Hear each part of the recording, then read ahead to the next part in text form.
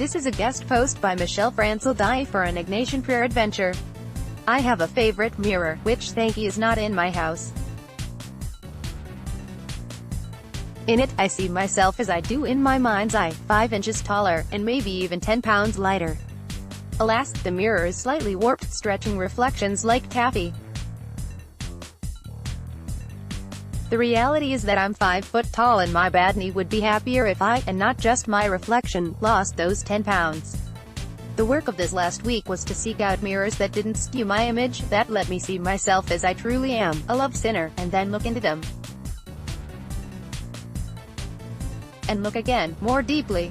There are many mirrors to choose from, and Ignatius suggests holding them up one at a time.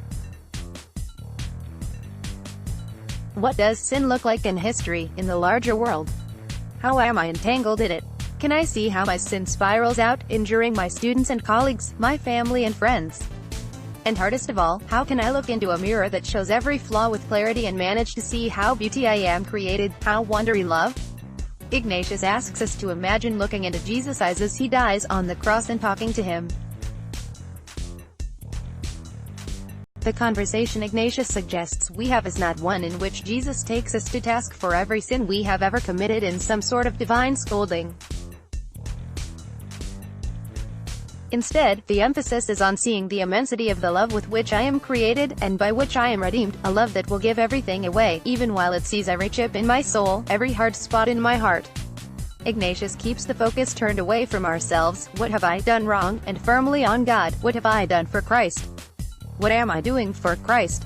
What ought I to do for Christ? Lutheran pastor Walter Wangerin calls this contemplation a mirror of dangerous grace. It is a mirror that does not just reflect back what is, or even what has been, but like my favorite mirror, invites me to see my best self. This mirror of grace is not passive, but active. It challenges me to become my best self. What I found most difficult about these contemplations was not so much the looking into the mirrors, but the looking again. I want to say, yes, I see it, I'm changed. I finally realized that I was still wincing at my flaws, still not quite ready to risk facing a love